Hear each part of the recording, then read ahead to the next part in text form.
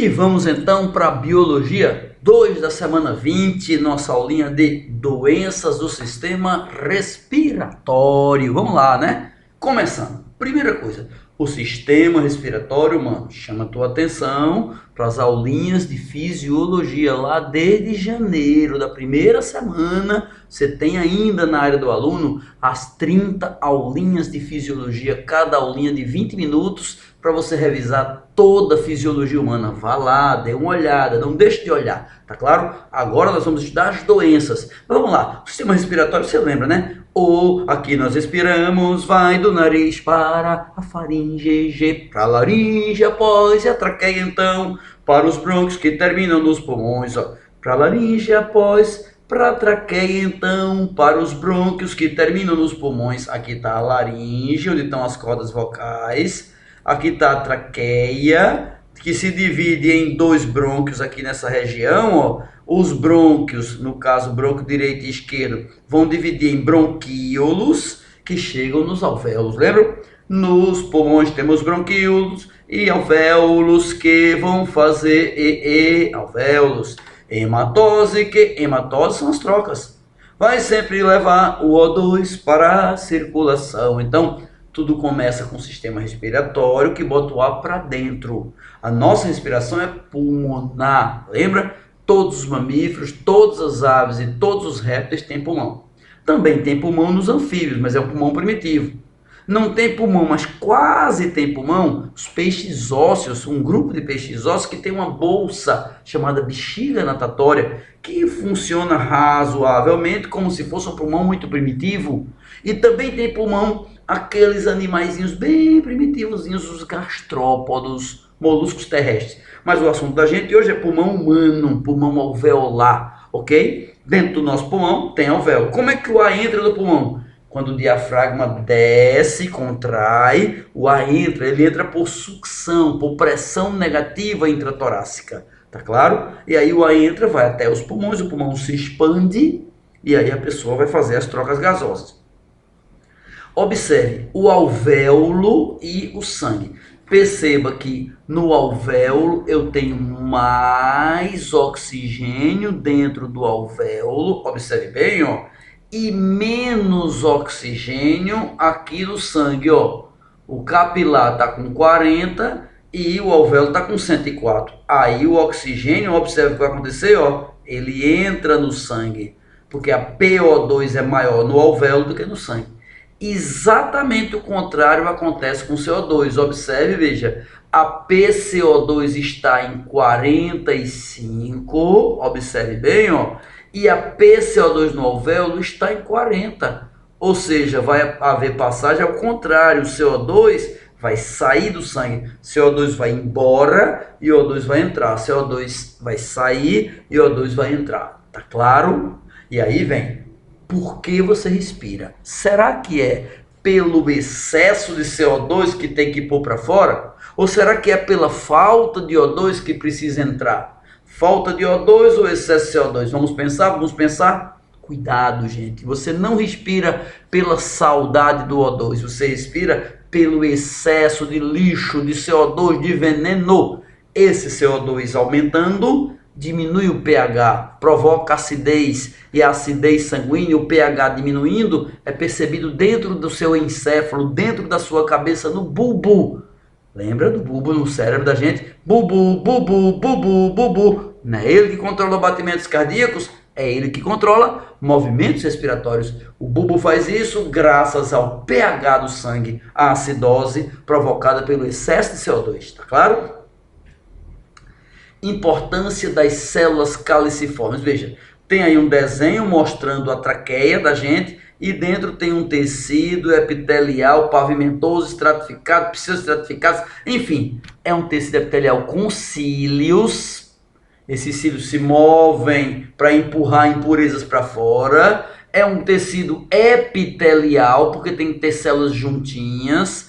Pseudoestratificado, que ele não tem várias camadas, mas é falso estratificado, com células caliciformes. Isso é muito importante. O que é uma célula caliciforme? da traqueia é aquela que libera muco. E o que é um muco? É uma babinha, é um caldinho, é um catarrinho onde ficam presas as partículas invasoras e são varridas para fora. A presença de muco é fundamental para você se defender. Então, quando você tem uma tosse, muitas vezes é muco se acumulando e os cílios começam a bater e bota para fora. Ô professor, e quando a pessoa fuma, destrói a célula caliciforme? Não, senhor, destrói os cílios. Os cílios, o epitélio perde cílios, perdendo ele não varre bem, não varrendo acumula o muco. Por isso que o fumante tem aquela tosse famosa, a tosse pigarrenta, o pigarro do fumante, a tosse seca e constante.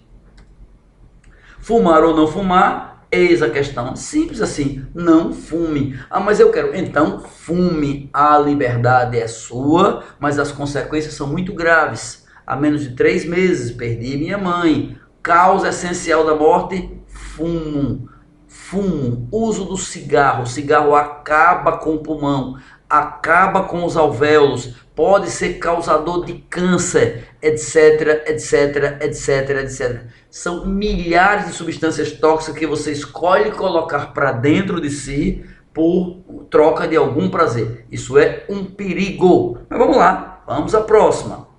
Bronquite e pneumonia. Qual a diferença? A diferença é bronquite é um processo inflamatório dos brônquios. Veja aqui o brônquio todo inflamado, todo obstruído.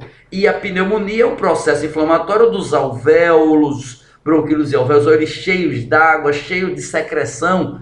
Nos dois casos tem tosse, nos dois casos tem dor torácica, nos dois casos pode ter febre, os dois casos podem ser causados por bactéria, por vírus, por fungo, tá claro? As mais famosas pneumonia são as pneumonias por bactérias, pneumonias bacterianas, mas existem muitas virais, bronquites também. Se vê que tem muito bronquite alérgica, o brônquio se dilata, fica inchado e não deixa passar bem os gases por causa de ações alérgicas, alergia à poeira, alergia a fungo, etc. e tal. Já a pneumonia é menos frequentemente causada por alergia e mais comumente causada por invasores, por bactéria, fungo, protozoário, até vermes podem dar pneumonia, ok? Vamos lá. Asma e as alergias respiratórias. A asma é isso, gente, é uma broncoconstricção. Olha o brônquio aqui inflamado, constrito, apertado, sem permitir a boa passagem de ar. Aqui está o brônquio normal, olha a diferença. Tá claro? Então, quem tem uma bronquite alérgica tem uma dificuldade de respirar, por isso toma aquelas bombinhas. Aquele é um broncodilatador, é um dilatador dos brônquios. E por que o remédio que dilata os brônquios da taquicardia? Porque ele acelera o coração. Lembre, coração e pulmão trabalham juntos. Lembra? Bubu, bubu, bubu. Acelera o coração, acelera a respiração, dilata os brônquios, taquicardia. Tá claro? Então, remédio que dilata brônquio afeta um pouco também a frequência cardíaca, de um modo geral. Tossir e espirrar, para quê? Para se salvar, meu filho. Não prenda tosse, nem prenda o ato de espirrar, não. Espirrar é normal. Aqui expirar, né? Espirrar é normal. Você espirrar, botar para fora. Você tá ótimo, tosse, ótimo. Só tome cuidado. Por exemplo, não espirre na mão. Não espirre na mão, nem no mundo. Espirre aqui, ó, no seu próprio cotovelo, porque você não vai tocar com essa parte do corpo em canto algum. Agora, espirrar na mão, lave a mão. Quer evitar gripe? Lave as mãos 10 vezes ao dia. Isso ajuda muito a evitar conjuntivite, sinusite, gripe, amidalite. Ajuda a evitar muitas doenças, tá claro? E tossir. Tossir, o reflexo da tosse é quando o brônquio está se sentindo irritado com algum fator irritante. E tossir, expõe para fora, elimina, expulsa, expele quem não presta. É bom, é reflexo, é saúde. Vamos para as questõezinhas da nossa pré-aula. Primeiro delas, ele deu uma equação, CO2 mais água, produziu ácido carbônico, ó, que quando se dissocia vai dar H+, isso aqui é que altera o pH, justamente esse H+ aí é que vai diminuir o pH, é que vai causar acidez, e o bicarbonato, que é o íon de transporte do CO2.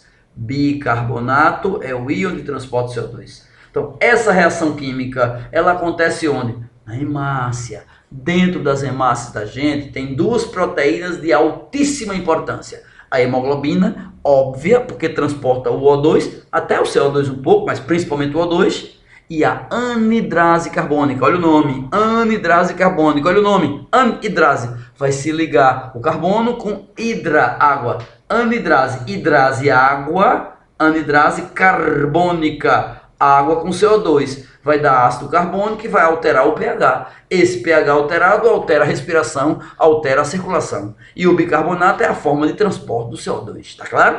Aí vamos lá. Ocorre na hemácia. Perfeito, porque só dentro dela é que existe a enzima anidrase carbônica. Representa o principal modo de transporte do CO2. Perfeito, porque o CO2 é transportado dissolvido, não, em pequena quantidade. Principal é reagindo com a água, formando bicarbonato. Verdadeiro? 2, 3. É importante para manter o pH exato. O controle do pH é influenciado por esta reação química. E é reversível? Claro que é, senão você ia acumular bicarbonato. Então, quando você está na periferia do corpo, que libera CO2, CO2 reage com a água, forma bicarbonato. Bicarbonato anda, chegou no pulmão, reage de novo bicarbonato com H+, a reação reverte, vai produzir ácido carbônico, CO2 e água. CO2 você elimina. Isso explica porque quando você elimina CO2, sempre sai também vapor d'água, porque inverteu a reação toda. Todas são verdadeiras. Gabarito, letra A de aprovação. Segunda, FUVEST, 2018.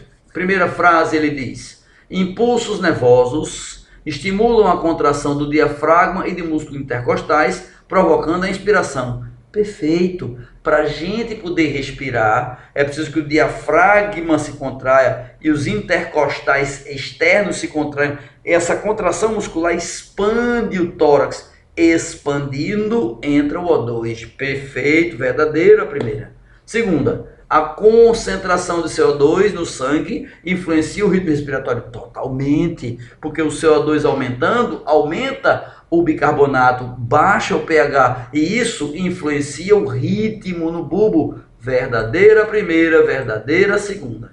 Terceira, o ritmo respiratório pode ser controlado voluntariamente. Vamos ver. Mais rápido. Pode, mas na maior parte do tempo é involuntário. Perfeitamente. De um modo geral, você nem pensa, nem nota, é inconsciente, até durante o sono. Tudo verdadeiro, gabarito, letra E de escola. Terceira questão. No processo de respiração, o ar inspirado chega aos alvéolos. O oxigênio presente no ar vão para os capilares sanguíneos, se combinando com quem? O oxigênio com a hemoglobina, lembra? Presente na hemácia, transportado aos tecidos, sendo absorvido pelas células e usado na cadeia respiratória. Que acontece no citosol? Não, gente, a cadeia respiratória acontece dentro das mitocôndrias, nas cristas mitocondriais. Quem acontece no citosol, no citoplasma, é a glicólise. Falsa, letra A. Letra B, reage com a hemoglobina, é transportado pelo tecido, absorvido pela célula, usado na cadeia que acontece na mitocôndria. Verdadeiro, gabarito, B de bola. C, vai para o plasma? Não, senhor. Letra D, vai para o plasma? Não, senhor. Gabarito, B de bola. Terceira, quarta questão. Maria, uma mergulhadora iniciante, em jejum, resolveu fazer o percurso mais longo que o de costume nos naufrágios da costa pernambucana e assustou-se com um tubarão.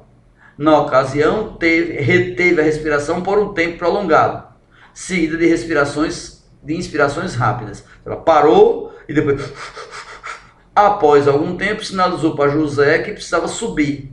Mais experiente, ficou preocupado, porque ela poderia desmaiar. Por que ela poderia desmaiar, né? Vamos lá.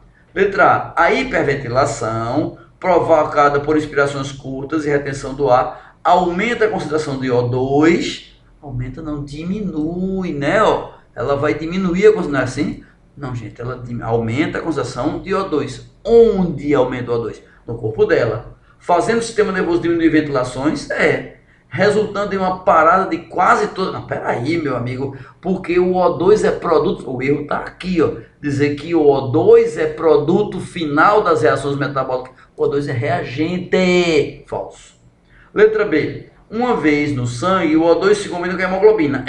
Levado ao coração, bombeado, o CO2 é metabolizado juntamente com a glicose. Não é glicose mais oxigênio, vão reagir para dar o que? CO2 água. Então não é metabolizado com a glicose, é o O2 que é com a glicose. Falsa, letra B de bola. Letra C.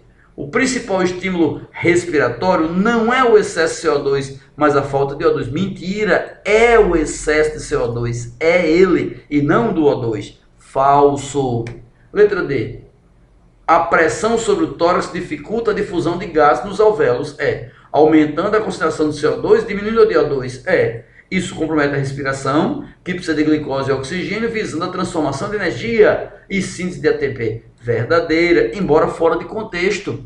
Não tem nada a ver com a história da mergulhadora que expirou bem muito, que depois... Não, mas é verdadeira, letra D de idade. Letra E. No processo de respiração externa, o alveolar não é completamente renovado, certo? Apenas parte dele. O ar inalado passa, respectivamente, boca, bronco, traqueia. Não, boca, nariz, faringe, laringe, traqueia. Está trocado aqui. Há uma inversão. Está errada a ordem. Incorreto. Gabarito, letra D de dado, por exclusão. Ela não está perfeita, mas é a única que cabe, é a única que diz verdades.